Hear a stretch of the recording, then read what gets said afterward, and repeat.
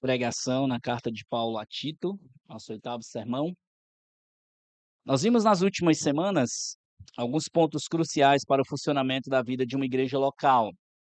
Dentre eles, como nós já passamos desde a primeira semana, uma liderança qualificada, ordem, a denúncia de falsos mestres e o ensino e a firmeza na verdade. Mas todas estas coisas devem ser reflexo da vida dos membros na comunidade local. Não faz sentido de nós termos é impossível que nós tenhamos ordem quando os membros não sabem o que Deus espera deles. É impossível uma liderança qualificada liderar com membros imaturos ou facciosos que queiram dividir a igreja. É impossível uma igreja saudável que seja liderada ou que contenha falsos mestres, né? Homens que estão ensinando um engano. É impossível ter uma igreja saudável sem o ensino da verdade, sem a centralidade e a suficiência das Escrituras. Uma igreja saudável, ela passa por esses pontos. Uma igreja que tem ordem, uma igreja a qual os membros compreendem os seus papéis, os líderes compreendem os seus papéis, a palavra de Deus, a pregação da palavra de Deus é a centralidade da igreja. Cristo é aquele que está edificando a sua igreja e nós estamos ensinando isso por meio da sua palavra. Até agora, o apóstolo Paulo lidou com grupos que geralmente estão mais em evidência, se você pensar nisso.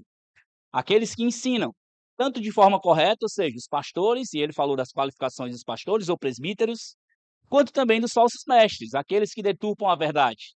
Então, geralmente, essas pessoas, esses falsos mestres, às vezes pode acontecer, sim, de eles se intrometerem no meio da comunidade por meio de pessoas que estão deturpando a verdade, mas, via de regra, esses homens estão, como o Antoniel pregou aqui nas duas últimas semanas, eles estão ocupando púlpitos, né, ensinando falsos ensinos, eles estão liderando o povo e caminhando para o caminho errado ou deturpando a palavra de Deus para satisfazer os seus próprios egos.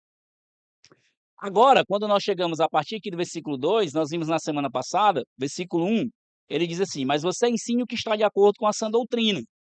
E a ideia é que a partir do que vai se seguir, é o que ele deveria ensinar aos homens, mulheres, jovens, aos trabalhadores, como eles deveriam se comportar, né? Então, ensinar na sã doutrina não é algo simplesmente teórico ou empírico, não é só uma coisa que eu estou falando de forma aleatória. É algo que eu consigo comprovar, né? É um conhecimento prático, é um conhecimento que eu tenho que tem que ser vivido na minha vida prática. O apóstolo Paulo, então, agora, a partir do versículo 2, passará a direcionar a espada do Espírito, a palavra de Deus, para aqueles que são os membros da igreja local. Aqueles que geralmente parecem mais confortáveis. Eu até falo, é muito bom, é muito legal nós sermos membros de igreja. É muito bom e nós temos muitas responsabilidades. Agora, você liderar o povo de Deus é uma responsabilidade ainda maior. E mais uma vez repetindo, isso não quer dizer que eu, como pastor, quem quer que lidere a igreja é melhor do que ninguém. A questão é que nós temos uma responsabilidade muito maior. Um membro, quando ele faz algo errado na sua vida, ele lida com a sua vida, muitas vezes precisa lidar com a igreja local, mas um líder, quando acontece algo, diversas pessoas são afetadas, tanto de forma positiva como negativa. Se o líder acerta, é uma bênção para a igreja. Se o líder erra, a igreja toda é afetada. Então, os membros da igreja, geralmente, eles não têm uma responsabilidade tão alta quanto se exige dos pastores, dos líderes, daqueles que estão ensinando e liderando o povo. E até mesmo o escritor aos Hebreus vai dizer isso lá no capítulo 13, que os líderes, os pastores, eles lideram como alguém que irão prestar contas. Ou seja, todos nós iremos sim prestar contas das nossas vidas, daquilo que Deus nos colocou em nossas mãos. Mas imagina, nós como pastores precisar prestar contas da fidelidade ou da lealdade que lidamos com as ovelhas que Deus colocou nas nossas mãos. Isso é uma responsabilidade muito grande. Deus espera, perdão, Deus espera dos seus membros um padrão alto, assim como ele espera também dos líderes. E nós vamos ver isso. Hoje nós veremos que uma igreja saudável é feita por uma membresia saudável, e Paulo começa pelos homens da igreja. Assim como ele direcionou as qualificações voltadas para os homens que deveriam ser os presbíteros ou os pastores, ele também começa exigindo dos membros da igreja que eles deveriam viver de uma forma diferente do mundo. E nós vamos ver isso hoje. Porque assim como eu falei quando a gente estava falando sobre as qualificações, a minha compreensão do texto é que os homens da igreja eles devem ser irrepreensíveis, eles devem ser maridos de uma só mulher, eles devem lidar de forma correta na criação dos seus filhos, eles devem não ser arrogantes, eles devem não ser dado à ganância, né? Todos os homens devem ser assim. E aí, no meio disso, no meio todos esses homens, Deus vai chamar alguns para ser pastores. Essa é a ideia. E é isso que nós vamos ver hoje, mais uma vez, o padrão alto que Deus exige dos seus servos, né? Então, meus irmãos, os homens principalmente, apertem os seus cintos, estejam atentos à palavra de Deus. Certamente Deus irá nos ferir, mas ao final eu espero que ela também seja um instrumento de cura para uma sociedade de homens que nós temos visto, homens fracos, ignorantes e sem respeito. Isso que eu espero que a palavra ela nos direcione, a não vivermos como esse tipo de homens, mas de acordo com o tipo de homem que esperamos aqui na palavra. Vamos ler o texto então de Tito, Tito 2:2. É muito fácil esse texto. Vou ler apenas o versículo 2. Diz assim a palavra de Deus: Quanto aos homens idosos, ou homens maduros, ou homens mais velhos, depende da sua versão, que sejam moderados, respeitáveis, sensatos, sadio na fé, no amor e na perseverança. Vamos orar. Ó Deus, a tua palavra, Senhor Deus, foi lida.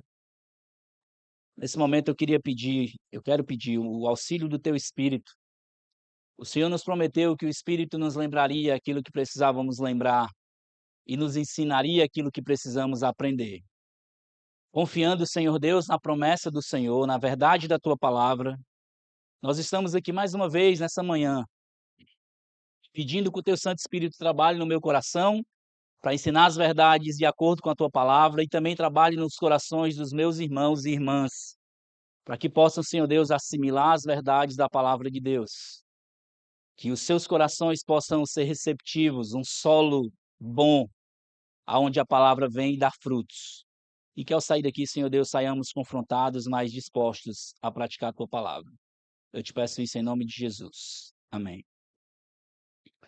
A grande ideia desse trecho, o trecho que nós vamos estudar hoje, não está passando não, hein? Por favor, passa aí para mim, não. Dá um clique, Johnny, no slide.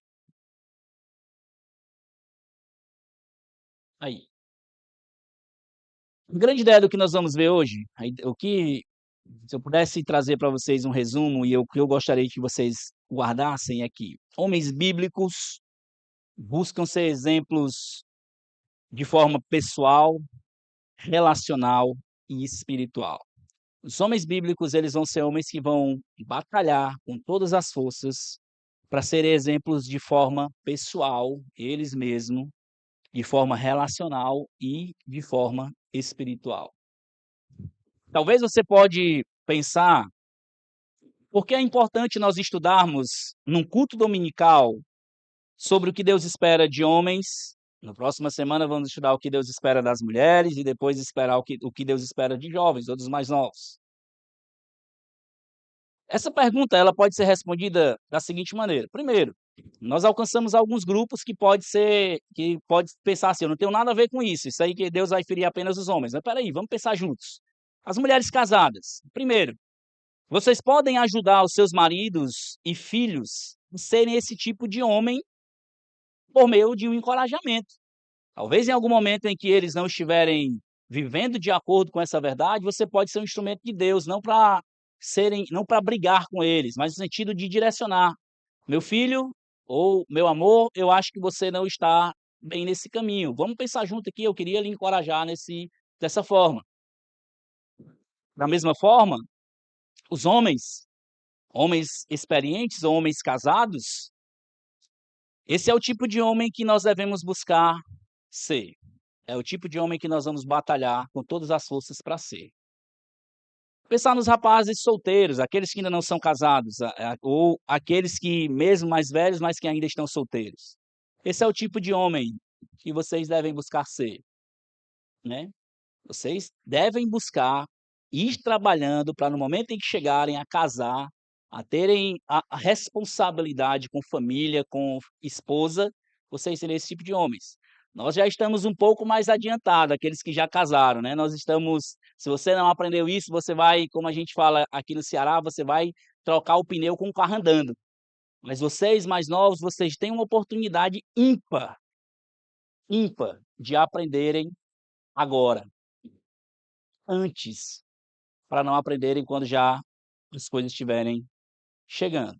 E as moças, ou aquelas que ainda são solteiras, esse é o tipo de homem, se você deseja casar, se Deus lhe chamou para casar, sei que nem todas vão casar, mas esse é o tipo de homem que vocês devem buscar e pensar em casar. Esse é o tipo de homem aqui. Vocês deveriam, moças, principalmente, vocês deveriam ter um padrão altíssimo para casamento. E infelizmente hoje, eu como pastor digo isso, o que eu tenho visto de mulheres que têm tomado decisões erradas em casar, e estão tendo e aí é onde eu digo, isso é mais triste, se pra nós homens é triste trocar o pneu com o carro andando, imagina a mulher. A mulher já é ruim trocar um pneu, né, porque até eu é difícil trocar um pneu, mas agora imagina a mulher trocar o pneu com o carro andando. É difícil, né. E infelizmente é o que nós temos visto, casamentos descartáveis, acabando aí à torto e à direito, coisas que nós não víamos muito tempo atrás, e hoje nós temos visto. Qualquer coisa é divórcio, qualquer coisa acaba casamento.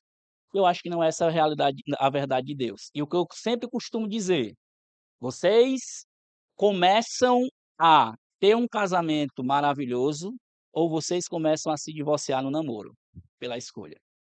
Então esse é o tipo de pessoas a qual vocês devem olhar, moças. Então aqui nós temos todos os públicos, mulheres casadas, mulheres solteiras, homens casados, homens solteiros, moças, rapazes, temos todos os públicos. E vocês então essa mensagem é importante para todos vocês, certo?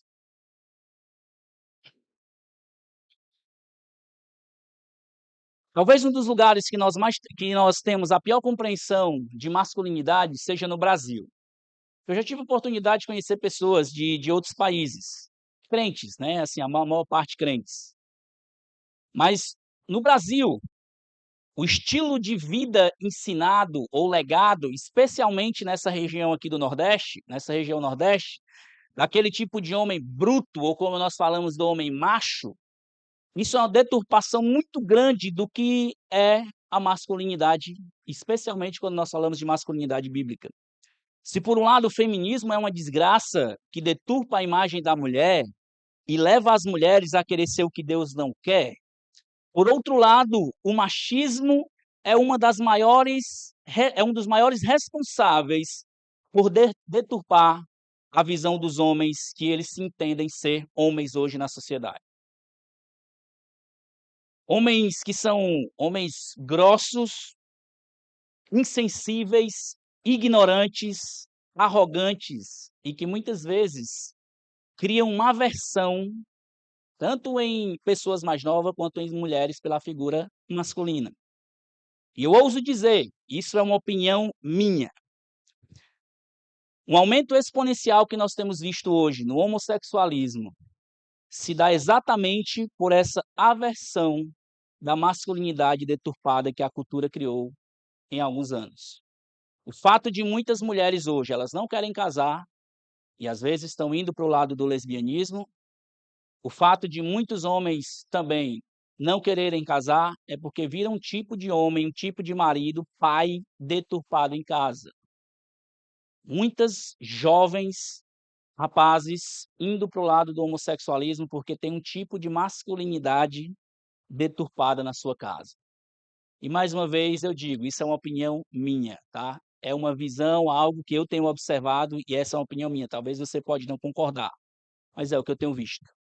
E principalmente depois que eu me tornei pastor, uma das coisas que eu mais tenho visto, depois que eu passei a liderar pessoas, ter mais amigos pastores, conversar com mais irmãos pastores, uma das coisas que eu mais tenho visto, infelizmente, são homens que compreendem de forma errada a sua masculinidade. A Bíblia encoraja que sejamos homens corajosos e nos dá um exemplo disso. Dentre eles, o maior exemplo é o próprio Jesus, que morreu pela sua noiva. Um homem corajoso, que ele mesmo, o próprio apóstolo Paulo vai dizer em Efésios capítulo 5, que nós maridos devemos amar nossas mulheres como Cristo amou a igreja, e assim mesmo se entregou por ela. Hoje a realidade que muitas vezes a gente vê é homem que no momento de um perigo, o que é que eles fazem? Ocorre, as mulheres ficam. É triste isso, né? Até eu estava essa semana conversando com o Conrado, né, com meu filho tem 5 anos, para quem não sabe. E a gente lá em casa, quando a gente chega com compras, todo mundo leva as compras. Serena vai pegar uma sacolinha, ele pega 2 e todo mundo leva. E aí a Serena pegou 2 sacolas mais pesadas e levou, e o Conrado pegou a mais leve. Eu disse: "Ei, vem cá, volte, aonde tem mulheres, a gente precisa fazer com que as mulheres sejam honradas, você pega o peso maior". Porque isso é normal, é o que a gente mais vê hoje nessa sociedade violenta, em vídeos que a gente vê diversos. Acontece um assalto, o que que o namorado faz? Corre e deixa a mulher. Era para até acabar aquele assalto e dizer: "Meu filho, suma da minha vida". Se esse homem não está disposto a te proteger no momento daquele, ele vai te proteger quando casar? Não vai. Nós temos exemplos, Jesus foi o exemplo de morrer pela sua noiva, e nós devemos fazer isso também, estar dispostos a morrer. Deus não nos manda isso aí, é mais uma inversão dos valores que tem acontecido hoje, né, nessa ideia da filholatria. Eu acho que foi o Dave Merck que cunhou esse termo, né, filholatria, que a gente idolatra os nossos filhos ao ponto de dizer: "O meu maior amor é o meu filho". Mas a realidade é que a palavra de Deus diz que o nosso maior amor deve ser o nosso cônjuge, principalmente você, homens. Deus não manda você morrer pelos seus filhos, mas manda você morrer pela sua esposa. Isso é uma coisa que realmente é para homens corajosos. Então a Bíblia nos encoraja a ser homens corajosos. Mas ao mesmo tempo, olhando também o exemplo de Jesus, nós precisamos ser homens mansos, humildes, que se compadece também com a dor das nossas esposas, dos nossos filhos e dos outros. Ser corajoso não quer dizer ser homem grosso, é diferente disso. Você vê que Jesus, quando recebe a notícia que seu amigo Lázaro morreu, o que é que Jesus fez? Ele chorou. Ele chegou lá diante daquelas irmãs desesperada, o texto vai dizer bem curto o versículo mais curto da Bíblia é: Jesus chorou. Demonstrando que o nosso Salvador, mesmo sendo corajoso e morrendo pelo seu povo, pela sua noiva, ele também era um homem compassivo, sensível. E ele vai dizer também em Mateus capítulo 11, quando vai dizer: "Vinde a mim, os que estáis cansados e sobrecarregados. Tomem sobre vocês o meu jugo, porque eu sou manso e humilde". A ideia de nós sermos corajosos está muito longe da ideia de sermos homens grossos, homens carrancudos, e nós vamos ver isso durante o estudar desse texto. Nós vamos ver nesse texto especificamente que o apóstolo Paulo ensina para Tito o que era esperado dos homens na igreja. E a primeira coisa que nós vamos ver é que esses homens que são homens bíblicos, eles lidam de maneira bíblica consigo, né? Eu sei que pode parecer estranho, mas está certo, consigo mesmo, né? Ou lidam com si próprio, né? Para encurtar a palavra, eu coloquei consigo. Ele começa dizendo no versículo 2, aí bem no começo, ele vai dizer: os homens mais velhos ou os homens experientes, o que se espera dele é, ou aqui a ideia que ele está dizendo para Tito é: Tito, ensina o que está de acordo com a sã doutrina, e o que você deve ensinar de acordo com a sã doutrina para os homens mais velhos é isso aqui, que eles sejam moderados. Duas palavrinhas aí que lidam com o nosso próprio coração, essa moderado e sensato. Talvez uma das maiores dificuldades em lidar com nós mesmos, consigo, são as obrigações e as lutas que nós temos. Uma das coisas que eu mais tenho encorajado e visto homens lutando é com inconstância, né? Homens que são inconstantes. As mulheres, pelo menos na minha experiência que eu tenho visto também lidando como um pastor, as mulheres parece que elas mantêm o foco mais fácil do que a maioria dos homens. E eu não estou dizendo que são todos os homens que são inconstantes. Mas a realidade, na minha experiência, mais uma vez, que eu tenho visto, é que os homens são mais inconstantes que as mulheres. e até mesmo a minha própria esposa, né, e muitas vezes ela começa uma coisa, eu sou muito tipo, a gente começava a assistir uma série, se eu ver que a série é ruim eu já parava, ela não, ela quer ir até o fim. É tipo: "Ah, a série é ruim", "Ah, mas eu comecei, ela quer saber o final", ela vai, eu não vou. Então o filme começou ali, tem uma parte ruim, eu disse: "Não, minha filha, me desculpe, mas aí não dá não, pra mim já isso é muito ruim", eu paro. A minha esposa é desse jeito, ela é muito mais constante que eu, ela, pega as coisas muito mais rápido do que eu. A maioria de nós somos mestres em começar, e a maioria dos homens são empolgados em começar, e talvez você está dizendo: "Rapaz, o pastor está falando de mim", é não, eu estou falando de que é a nossa realidade. Nós somos mestres em começar, mas uma boa parte de nós também somos mestres em fracassar. A questão ao lidar com homens é, antes de tudo, assumirem os seus papéis que Deus os chamou para serem.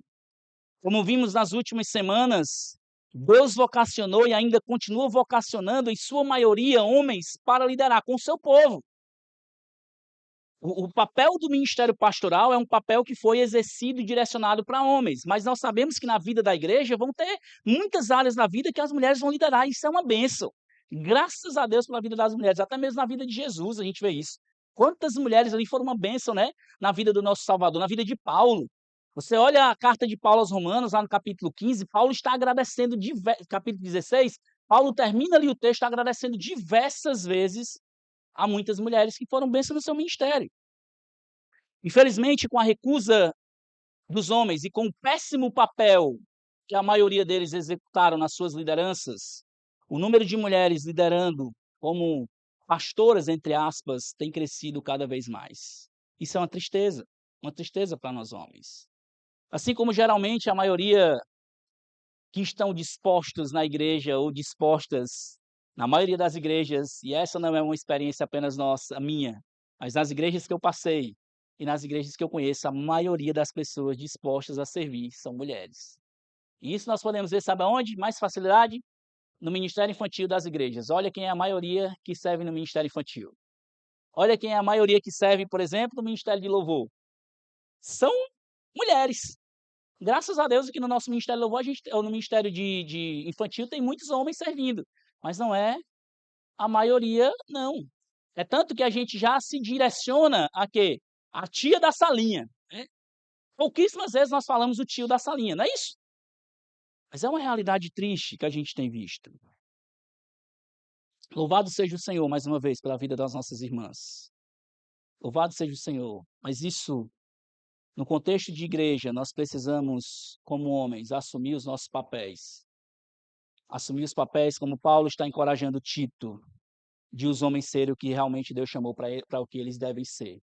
E a primeira coisa que ele vai dizer aqui é o que se espera desses homens mais velhos, né, esperando aqui essa mesma palavra presbítero, né, mesma palavra que a gente viu lá no capítulo 1, é a ideia de que algumas vezes vão ser usada para aqueles que lideram e algumas vezes para homens mais experientes, homens mais velhos, aqueles que já caminharam um pouco. Isso aqui principalmente você, meu irmão mais velho, isso aqui deveria ser algo que é esperado de você. Eu sei que nós, que temos um pouco de experiência, já somos casados e temos também a responsabilidade nesse ponto aqui.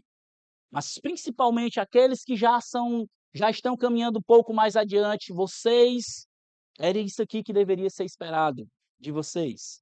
Mas isso, como eu estou dizendo mais uma vez, isso também se aplica indiretamente a nós, homens mais experientes. O primeiro tópico tem a ver com alguém que não é governado por vinho ou por desejos. Alguém que não é governado pelas suas, digamos, pelas suas paixões. É alguém moderado, é alguém sóbrio. É o contrário de alguém que está bêbado, né? Esse homem, ele é um homem moderado. Nesse contexto, e a gente já viu mais lá atrás, quando estávamos falando dos pastores, nesse contexto era muito comum, né, que aqueles, como até o Otaniel viu aqui naquela frase, a gente vai ver um pouco mais na frente, que os cretenses eram homens comilões preguiçosos, né, ou seja, eles eram dominados pelos seus desejos. Mas por inferência também, a aplicabilidade aqui é que não são homens governados ou levados por seus vícios ou por coisas que podem causar escravidão.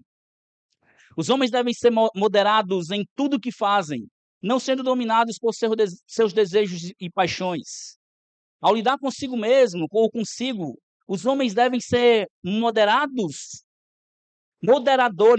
dos seus desejos, ou seja, aqueles que comandam seus desejos, não são comandados por eles. Eles não são governados por álcool e nenhum tipo de coisa que possam lhe escravizar. E mais uma vez aqui, como eu estou falando, isso aqui Paulo está falando da escravidão, ou seja, da embriaguez, aquele que é levado pela questão de ser governado tanto por álcool quanto também por outro tipo de coisa que pode lhe trazer escravidão. Esses homens, eles são contentes e comedidos, ao contrário daqueles cretenses, como nós vimos lá em Tito 1:12. Foi um dos cretenses, o próprio profeta deles, que disse: os cretenses são sempre mentirosos, fera terríveis, comilões preguiçosos. Os homens que são os filhos de Deus, alcançados pela graça de Deus, eles são contrários disso aqui. Eles não são governados pelos seus próprios desejos. Eles não são governados pelas suas próprias paixões. A outra palavra que lida com o nosso próprio coração ou com as nossas próprias ações é a terceira palavra aí na sequência. Você passa respeitável, é sensato.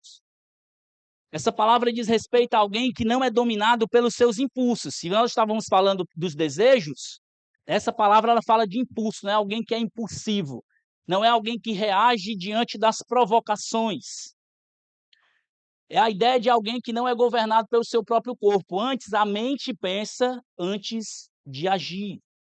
É esperado desses homens, os homens que foram salvos, os homens de Deus, que eles saibam como agir em situações que se esperam deles, mas façam isso com sabedoria.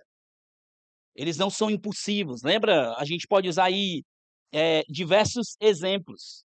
Homens que não são autocontrolados e em diversas situações, o que pode acontecer? Brigas de trânsito, por exemplo. Uma pessoa buzinou, te trancou, o que você faz? Responde. Um homem sensato, o homem que ele tem um coração voltado para a sensatez, se alguém buzinou e trancou, você foge disso. Você vai fugir da provocação. São homens que não falam algo sem antes ter todos os fatos. Já viu aqueles homens que são impulsivos? Isso aqui serve também para mulheres, mas a gente vai ver na próxima semana, tá certo? Isso aqui serve para todo mundo, mas a ideia aqui que ele está dizendo é um homem que não é impulsivo. Ele fala depois que ele vê ou observa tudo. Ele não toma partido de algo sem ver ou ouvir o todo. Isso é um homem sensato, ou ter sensatez. Deus nos chama para agir de forma sábia, com sensatez. Nós devemos ter a mente governada pelo Senhor para que possamos agir segundo a vontade do Senhor. E aquela ideia, eu penso correto e eu ajo correto. Filipenses capítulo 4, versículo 8. Você deve pensar nisso. Consequentemente, você vai agir dessa forma. A minha mente é governada pelo que Deus diz. Consequentemente, eu vou agir como Deus quer. Então, primeiramente, esses homens aqui, o que se espera deles? O que se espera dos homens da igreja, pensando na igreja local, mas homens crentes. Não estou falando só de homens de igreja, né? Eu sou da igreja, né? Como muitas pessoas falam. Não, estou falando de homens salvos. Homens que foram alcançados pelo Espírito Santo, né? Que tiveram seus corações regenerados. O que se espera deles, primeiramente, é que eles saibam lidar biblicamente com o seu próprio coração, ou com ele mesmo. Homens que lidam de forma bíblica com eles mesmos, precisam pensar também no segundo aspecto. E aí nós temos o segundo ponto, que são homens que lidam de maneira bíblica também com os outros. É triste vermos homens mais novos que não amadurecem. Eles vivem como meninos, como um certo autor, eu acho que foi o Renato Vagem, se eu não estou enganado, que ele falou desse termo de homeninos, né? Vivem como homeninos. São homens, mas que agem sempre como meninos. E aí, o pior de tudo ainda é quando nós vemos homens mais velhos, homens que já são experientes, mas que agem como meninos. Eles lidam com os outros de forma desrespeitosa. Eles não passam confiança. É triste olhar para muitos homens que estão estagnados. São as mesmas pessoas desde que se converteram. Nunca conseguiram levar ninguém à fé em Jesus. Nunca conseguiram discipular um crente mais novo. Muitas vezes nem discipulam nem os filhos. É triste a gente ver isso, mas é realidade. Não se dispõe a servir aos outros. A consequência disso é que envelhecem sem alcançar o que Deus espera que eles sejam. E aí essa palavrinha, a segunda palavra que nós temos aí, respeitável. Isso é algo que é diretamente com os outros. Por quê? Ele é respeitável pelos outros. É as outras pessoas que vão olhar para ele. É a ideia de ser respeitável, de caráter aprovado, ou literalmente alguém que é admirado. É a pessoa olhar para você e dizer assim: rapaz, eu queria ser igual a esse homem, eu queria ser igual a ele. O que se espera dos homens mais velhos é que os mais novos olhem e digam: esse é o tipo de homem digno de ser imitado. Eu não sei se vocês têm alguma referência dessa. Eu tenho alguns homens na minha vida que eu geralmente olho para eles e eu digo: esse é o tipo de homem. Não dá para a gente ser igual a todo mundo, mas eu digo: esse é o tipo de homem que eu queria ser. Esse é o padrão de vida. E eu não estou dizendo que eles são perfeitos, ninguém vai ser. Óbvio que nós temos que imitar o padrão de Jesus, mas ele nos deu exemplo nessa terra também, né? É esse tipo de homem que os jovens, os mais novos, por isso que eu falei que os jovens também estariam aqui no meio. Era esse tipo de homem que os jovens deveriam olhar e dizer assim: eu queria ser igual a esse homem. Era esse tipo de marido que eu quero ser. É esse tipo de pai que eu gostaria de ter. É esse tipo de marido, as jovens olhar, é esse tipo de marido que eu acho que é o padrão que Deus requer. Infelizmente, meus irmãos, nós estamos muito carentes de exemplos. Quando olhamos na história da igreja, se você lê a história dos puritanos, livros como Santos no Mundo, Entre os Gigantes de Deus, livros esses que contam muitas vezes vai contar a história de muitos puritanos, muitos irmãos que viveram na história da igreja. Eram falhos, eram homens que eram falhos, mas eram homens que levavam a sério a vida cristã, levavam a sério a vida com Deus. Eram homens como, muitas vezes, o escritor aos Hebreus vai falar, a terra não era digna deles, por mais que fossem pecadores. E hoje nós, infelizmente, estamos muito carentes de exemplos. Nós temos exemplos, mas parece que de acordo com o que vamos envelhecendo, mais temos dificuldade de buscar e de sermos exemplos. Nós precisamos olhar para nós mesmos como homens, e aqui a espada do Espírito vem para os nossos próprios corações, eu me coloco no meio, e nos confrontarmos no espelho. Eu até, ah, eu coloquei lá em cima, né, no homenzinho olhando no espelho, no tópico anterior, mas nós poderíamos nos confrontar, olhar no espelho e ver se nós teríamos coragem de dizer como o apóstolo Paulo disse, ao falar para os coríntios, em 1 Coríntios 11, versículo 1: sejam meus imitadores, como eu também sou de Cristo. O apóstolo Paulo falar um negócio desse é muito pesado. E você vê que ele não estava puxando o exemplo para ele. Ei, tu tem que ser meu exemplo, viu, Samuel? Na maneira de vestir. Tá vendo, né? Corta o cabelo igual a mim, não é isso. O que o apóstolo Paulo estava dizendo? Samuel, eu queria que você olhasse para mim e me imitasse porque eu imito a Jesus. Ele está apontando para Jesus, não é para ele. Meus irmãos, isso é um negócio muito pesado. Ao estar estudando esse texto, eu pedi muita misericórdia ao Senhor, porque os mais novos estão crescendo, os mais jovens aí eles estão caminhando, o tempo passa rápido. E quem é que esse povo vai imitar? Talvez eu esteja com uma preocupação excessiva, uma atenção que não deveria, mas eu fiquei. Eu sei, Senhor, isso é uma responsabilidade muito grande. Pedir para alguém olhar para mim e ver Jesus, e isso é em diversos aspectos.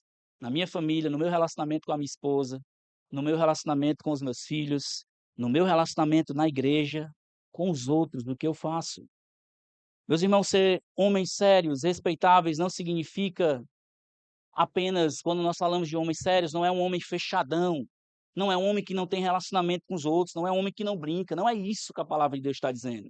Homens sérios são homens que lidam seriamente com o que Deus diz, eles vivem a vida em seriedade com os outros, pensando na eternidade, servindo aos outros, mostrando exemplo para os outros. Como o Hernandes Dias Lopes, comentando esse trecho, ele disse: isso não se trata daquela pessoa que nunca sorri, mas daquela pessoa que vive à luz da eternidade, sabendo que Deus nos acompanha com o seu olhar, não podendo confundir seriedade com carranca. O seu homem carrancudo, achar que isso é ser seriedade. É urgente deixarmos nossas desculpas de lado, fazermos uma autorreflexão do que tipo de cristianismo nós temos vivido como homens. É urgente isso. Eu não queria que nós saíssemos daqui hoje pela manhã só saindo culpado e, rapaz, foi legal a mensagem, me confrontou, mas tá, e aí o que a gente vai fazer? É urgente que a gente pense sobre isso. A gente não pode mudar o mundo todo, a gente não pode mudar todas as igrejas, mas a gente pode começar a mudar daqui, a nossa própria comunidade. Que tipo de cristianismo nós temos vivido como homens? E algumas perguntas para nós pensarmos: quantas pessoas você tem impactado com a sua vida? Quantas pessoas nos últimos anos olhou para você e disse: rapaz, eu queria ser um homem igual a você, você tem feito um diferencial na minha vida. Qual exemplo você tem dado para os mais novos? Quantos jovens você tem pegado, levado para sua casa, ensinado a como é que você lidar com seus filhos, com a sua esposa? Quantas pessoas poderiam passar um dia com você na sua casa e sair de lá dizendo: eu quero ser igual a esse irmão, porque ele imita Cristo? Quantos de nós poderíamos fazer isso? De levar alguém para algum jovem, pegar um jovem desse aqui, solteiro, ou alguém que é casado e é mais novo. Um jovem casado mais novo, é nossa responsabilidade também ensinar os mais novos, casados. E ele passar um dia lá com a gente, ele sair e dizer assim: rapaz, eu quero ser igual ao Samuel. A maneira como ele trata a esposa dele é digna de ser imitada. Quantas moças, a começar por suas filhas, vocês que têm meninas, abrem a boca, ou vocês estão certos, se suas filhas são pequenas, que um dia elas abrirão a boca e dirão: eu quero um esposo que seja igual ao meu pai. Eu acho que se você pode ganhar o mundo inteiro, mas se a sua filha não consegue ver um exemplo de marido em você, eu acho que você fracassou. Essa é a minha perspectiva. Eu posso ganhar a igreja inteira, mas se a minha filha, quando crescer, minha filha tem 2 anos, daqui a 16, 18 anos, quando ela tiver na idade que vai querer casar, eu espero, se Deus quiser que ela case. Se eu não for um padrão de marido para minha filha, eu fracassei. E eu não quero dizer que ela vai arranjar um homem igual a mim, mas pelo menos ela dizer assim: pai, o senhor foi um bom exemplo de marido na minha casa.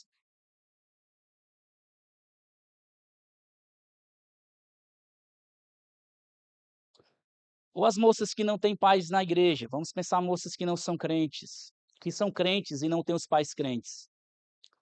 Quantas delas tem você como exemplo de pai ou marido? E aqui, mais uma vez, não é apenas para a gente sair daqui desencorajado. É mais um caminho para autorreflexão e para sair daqui nós tomarmos um caminho de mudança e seriedade. E isso tudo, essa mudança, pensarmos como homens bíblicos, verdadeiros, homens sérios, mas não homens carrancudos, homens que lidam com a palavra de Deus com seriedade, em tudo, em todos os tópicos. Isso tudo só vai começar por meio do último tópico. Homens que lidam consigo e com outros são, antes de tudo, homens que lidam de maneira bíblica com Deus. Como o apóstolo Paulo, então, ele vai chegar no final aí, ele vai dizer: eles são sadios na fé, no amor e na perseverança. Sadios,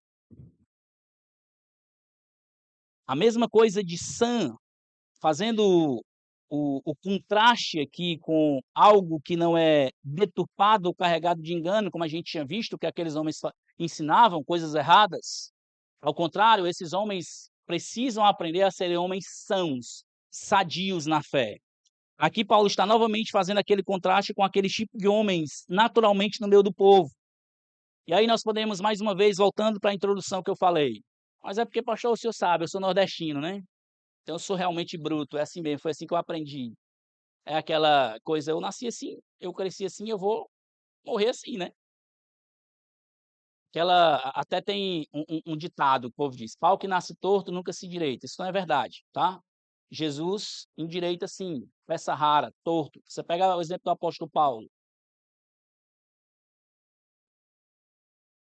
Isso não é verdade.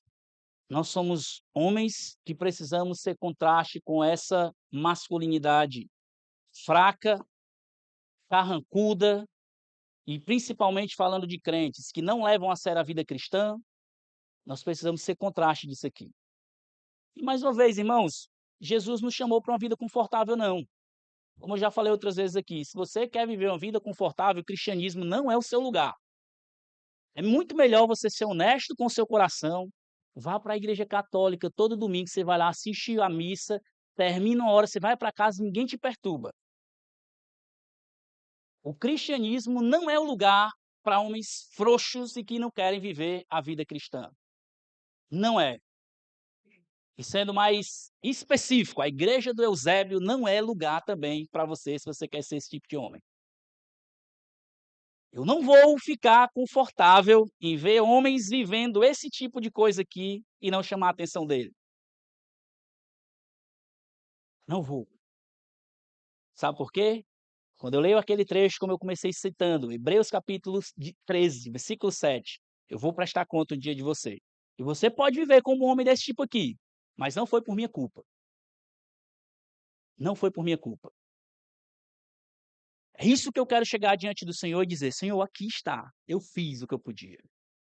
Então nós temos, irmãos, é sério isso aqui.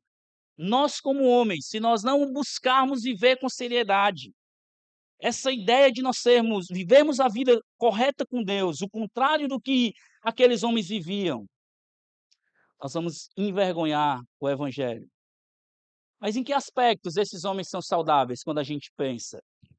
Homens de Deus levam a sério os seus relacionamentos com Deus ao demonstrarem exemplos, primeiro, de firmeza na fé. A ideia de homens que não titubeiam na sua fé. Já viu homens que são, cara, tá tudo bem, rapaz, tá massa hoje. Tu é doido hoje, se o senhor quiser me mandar para a África, pastor, eu vou. Me envie para lá. Aí quando é amanhã, e aí, como é que tu tá, pastor, rapaz? Eu acho que não tá bem não. Eu não quero mais ir para a igreja não. São homens que vivem as suas vidas, como o Tiago vai dizer, homens que são levados não pela prática da palavra. Olha o que Tiago diz, Tiago 1, os versículos 22 ao 25. Sejam praticantes da palavra e não apenas ouvintes, enganando a vocês mesmos. Porque se alguém é ouvinte da palavra e não praticante, assemelha-se àquele que contempla o seu rosto no espelho, pois contempla a si mesmo, se retira e logo esquece como é a sua aparência. Mas aquele que atenta bem para a lei perfeita, lei da liberdade, e nela persevera, não sendo ouvinte, que logo se esquece, mas operoso praticante será bem-aventurado no que realizar. É aquela ideia, rapaz, está tudo bem, hoje eu estou me vendo no espelho. Essa vida, bora para frente, pastor. Aí o cara sai do espelho e acabou-se. É alguém que é sadio na fé. Rapaz, a minha fé está aqui, ó. Eu estou firmado. Mas pode vir as situações difíceis e eu vou realmente sentir. Isso não quer dizer que a gente não vai sofrer, não. A gente sofre, nós somos seres humanos.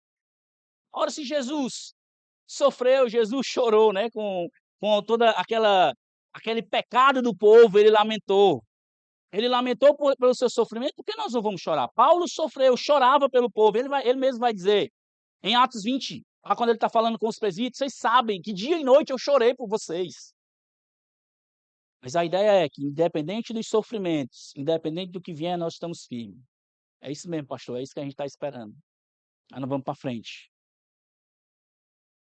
Nós vamos para frente porque nós somos homens de Deus e nós queremos batalhar para fazer a vontade de Deus. A minha fé está firme aqui. Ainda, como o apóstolo Paulo diz, ainda que o meu exterior se corrompa, o meu interior está firme no Senhor. O meu interior está cada vez mais se renovando para fazer a vontade de Deus. Esses homens também demonstram,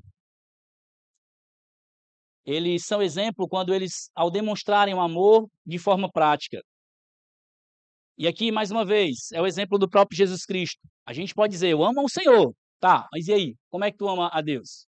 Vindo na igreja no domingo, na quarta-feira? Legal. Um bocado de gente faz isso.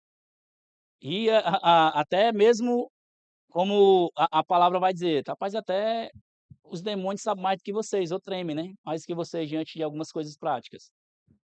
Mas e no decorrer da vida? O exemplo de amor maior é o próprio Jesus, porque Deus amou o mundo de tal maneira. Como foi a tal maneira? Que ele deu a sua vida de forma prática. Deus podia simplesmente dizer: "Eu amo vocês, mas vocês vão tudo para o inferno". Mas ele não fez. "Eu amo vocês, eu vou enviar Jesus para morrer por vocês". Uma demonstração clara de amor. 1 João 3,18, mais uma vez, João encorajando aos irmãos, ele diz: "Filhinhos, não amemos de palavra nem de boca para fora, mas de fato e de verdade", ou em ação, de modo claro. A afirmação de que temos um relacionamento salvífico com Deus é demonstrada no amor de forma prática ao servir aos outros. João, mais uma vez, 13,35, ele diz: todos conhecerão que vocês são os meus discípulos, se tiverem amor uns aos outros. Se nós somos homens que somos exemplos na fé, no amor, isso precisa ser visto de forma prática.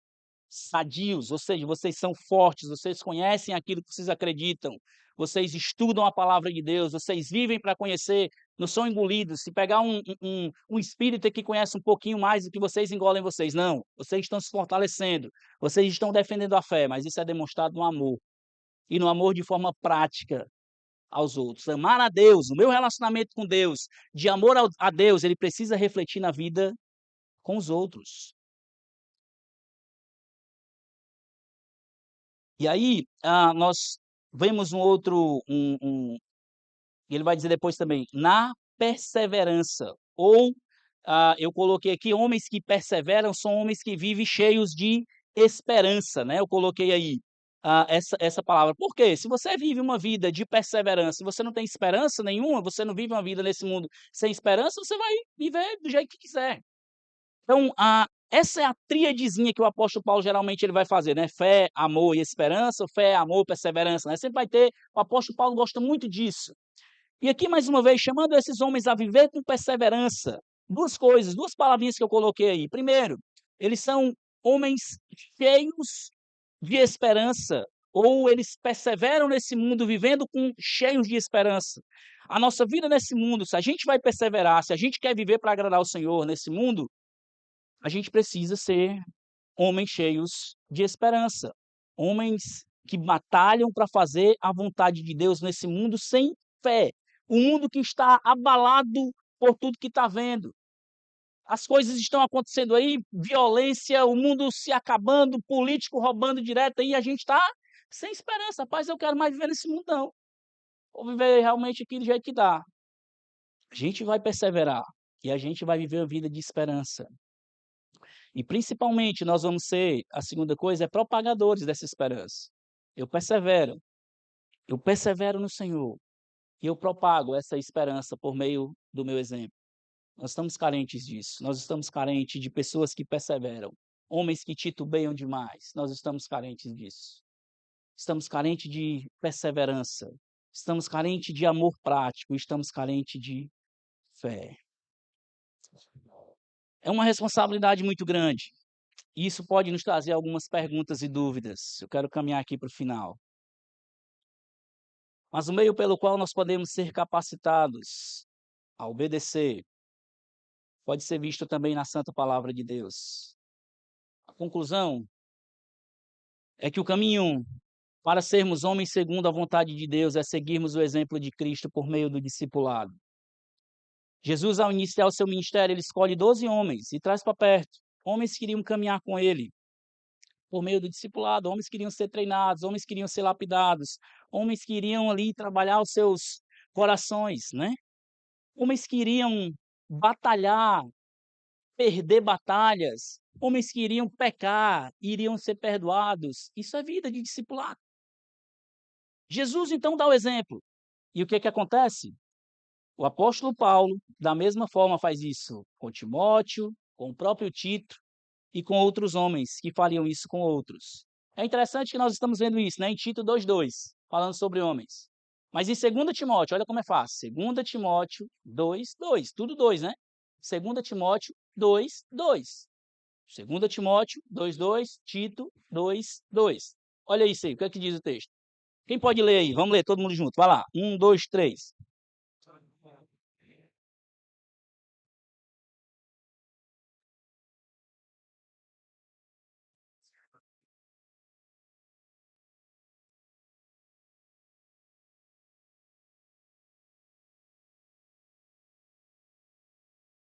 Olha o que o texto diz aí, aquilo que a gente viu. Ele lida primeiramente com ele. Quanto a você, meu filho, fortifique-se na graça que há em Cristo Jesus. E logo depois ele vai fazer o quê? Ele vai lidar com outros. O que você ouviu de mim, olha o que Paulo está dizendo. Irmãos, mais uma vez, isso aqui é muito sério. Se esses rapazes aqui, essas moças que estão na nossa frente, se mais na frente elas forem depender e eles forem depender de vocês, o que é que eles vão ensinar para os outros? Os seus filhos, se eles forem depender do que vocês ensinarem para eles, o que é que eles vão ensinar para a esposa deles? As suas filhas, se ela for depender do que ela ouviu dentro de casa de você, como é que ela vai viver para o marido dela? É o que Paulo está dizendo, aquilo que você ouviu de mim, aí ele vai dizer, na presença de muitas testemunhas, o que é que ele deveria fazer? Transmitir a outros. Isso é discipulado, é ensinar, é vida na vida. A consequência disso seria o quê? Ele iria ensinar a outros, e outros, e outros. Isso é discipulado. Você discipula alguém, traz alguém para caminhar com você, essa pessoa daqui a pouco vai fazer isso com outra pessoa, e essa pessoa vai fazer isso com outra pessoa depois, e outro, e outro, e outro. Mas se nós não fazermos, quem é que vai fazer? Isso requer duas coisas para nós, principalmente homens. Duas coisas: humildade e disposição. Primeiro, humildade para reconhecer que nós precisamos de ajuda. Se você não está seguindo esse padrão aqui, seja humilde, reconheça que você precisa ser ajudado. A segunda coisa é disposição. Disposição para quê? Primeiro, para ser ajudado. Porque às vezes a pessoa diz, eu preciso de ajuda, mas não se dispõe para ser ajudado. Disposição para ser ajudado.